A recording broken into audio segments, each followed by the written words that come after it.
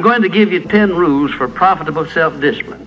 These are rules of my own making. They're very homely, some of them, but they'll be very helpful. And number one is keep cool when other people get hot. I know you can agree with that one, but I'm not so sure that you'll always live up to it. We're inclined, all of us, to get hot when the other fellow gets hot. Say angry things when the other fellow starts saying angry things. I was in the home of the president of a big electric power company one evening when there came a storm, and he called up one of his head men to go out to take care of an emergency that happened as a result of that storm. It was on Sunday evening. The man was gone about 2 hours, and when he came back, he came up on the front porch of the home of this man and called him out on the porch, and I never heard a man get such a tongue lashing in all my life as this president of the electric power company gets. Says, you blankety blank blank, you think because you're the president of the company, blankety blank blank, and I'm just as good as you are, blankety blank blank. Oh, it was terrific. I only heard one side of the conversation because there was only one side of it. One man was doing all the talking, and one man was doing all the listening. And after this had been going on for fully 3 minutes, the other man ran out of wind and had nothing more to say. He was mad, you see, because they called him out on this stormy night. I heard the president close the door, and he came back, and he just smiled and said, why, the man was a little bit hot, wasn't he? That's all he said. A little bit hot, wasn't he? I expected any moment to hear fists begin to fly out there. But you see, there was a man who had risen to great heights of achievement financially, and he had done it by self-discipline in every respect.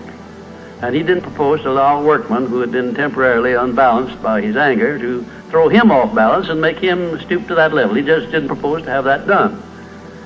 And you'll notice when you get into an argument with anyone, and you're apt to if you don't watch yourself, that if you'll just remain silent while the other fellow's blowing off his top, he finally gets to the point where he's got no more top to blow off. Then if you want to get in a few words of your own, that's a mighty good place to do it.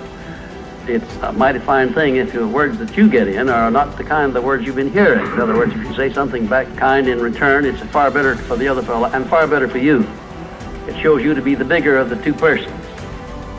Now, anybody can get mad and blow his top because of what somebody does or says, and that's happening all the time. But the truly big man, the man who is in charge of himself, he doesn't allow anybody to draw him down to that level of a street brawl or of an argument in harsh words unless he wants to do it. And if he's truly a big man, he doesn't want to do it. Number two, remember there are 3 sides to all arguments. We ordinarily think there are 2 sides to all arguments, but they're not, the 3. There's your side, there's the other fellow's side, and then there's the right side, which is usually about in the middle of the 2 viewpoints. Remember that when you get into an argument with the other fellow. Don't assume that he's always at fault. Maybe you're partly at fault too. Maybe neither one is totally at fault. The chances are, in all of the arguments I've ever heard, both parties were partly to blame in one way or another. I have never yet heard an argument where one party entirely was to blame, although I suspect there are such arguments at times. Number 3, never give directives to a subordinate when you're angry. If the matter is urgent, then cool off quickly. Number 4, treat all people as nearly as possible as if they were rich relatives from whom you expected to be remembered in their will. Now that's a good one. That's a honey. That is a honey. If you'll just do that, treat all people as if they were rich relatives from whom you expected to inherit something at their death. And you can do that. You know, if you had a rich relative that had $1 million he was going to leave to you, or you suspected he was going to, it wouldn't make very much difference what he said or did. He would never throw you off balance. You'd never talk back to him, would you? Of course you wouldn't. You'd be quite silly if you did.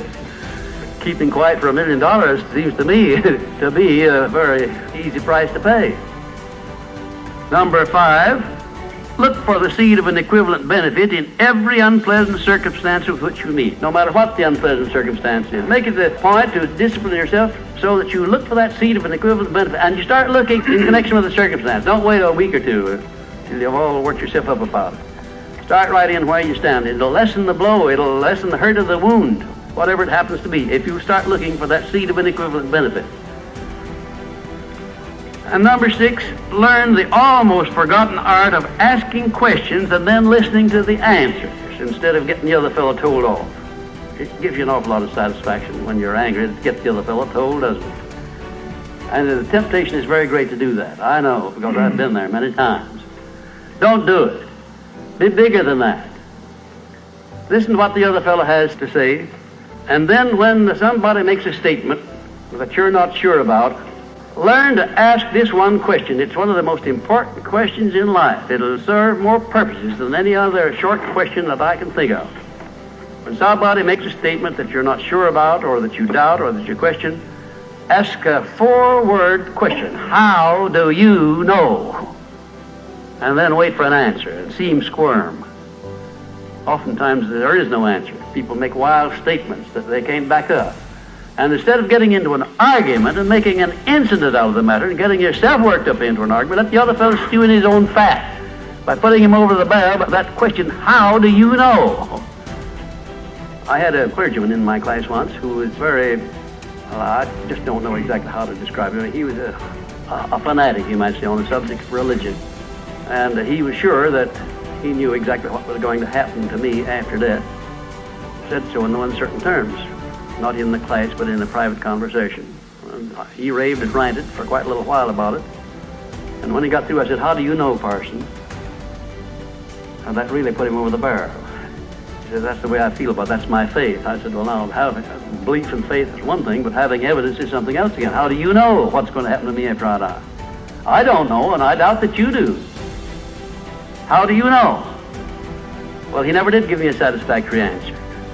There are a lot of questions that come up in life in connection with which, if you ask that one thing, how do you know, you'll find that the other fellow will be off balance, and you don't need to make an incident out of what he says. You don't need to get mad at what he says. 7, never say or do anything which may influence another person without first asking yourself this question: will it benefit him or hurt him? And if it will hurt him, don't do it. Don't say anything or do anything that would hurt another person under any circumstances, no matter how much he may deserve it. Exercise self-discipline. Don't do that, because if you hurt another man, you're going to hurt yourself 10 times as much at least, because that hurt will come back on you. I don't care who you are nor what circumstances you're working under or living under. If you hurt another person, you will be hurt 10 times as much. And if the hurt doesn't come immediately, the rate of interest on that is compound interest on compound interest, and it'll be 100 times as great if you wait long enough. Because everything that you do to or for another person, you do to or for yourself. There is no escape from that. That's just as much a law as the law of gravitation, which everyone understands. You know that if you stepped over the top of this building, no matter what your mind was or what your belief happened to be, if you stepped over the top of this building and violated the law of gravitation, that you'd hit the ground and you'd die in a very few seconds. And this law, which brings you back that which you send out, is just as inevitable, just as inexorable as the law of gravitation or any other of nature's laws. Number 8, learn the difference between friendly analysis and unfriendly criticism. Then decide which you wish to live by in your relations with others. Now, friendly analysis is one thing and is welcomed by most sensible people. I don't object to friendly analysis of anything that I do, even though it's very unfavorable. If it's friendly analysis, I like it, because I can improve by it. But if it's unfriendly criticism, very obviously unfriendly criticism, and not analysis, well, then I resent it. I wouldn't be human if I didn't. How can I tell whether it's friendly analysis or unfriendly criticism? How would you go about telling? There are a lot of ways you can tell.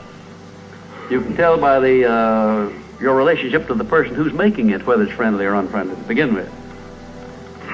If it's an enemy, obviously I discount it right off the bat, because you almost know it's going to be unfriendly criticism. I can tell also by the tone of voice in which he does it, by the manner in which he does it. Because a man who engages in unfriendly criticism generally uses a few epithets along with it that clearly indicates that he's biased. If you have self-discipline, you're not going to be influenced by that kind of a person. And number 9, remember that a good leader in any calling is one who can take orders as cheerfully as he gives them. And number 10, last but not least, remember that tolerance in human relations is just as important as tolerance in the operation of mechanics.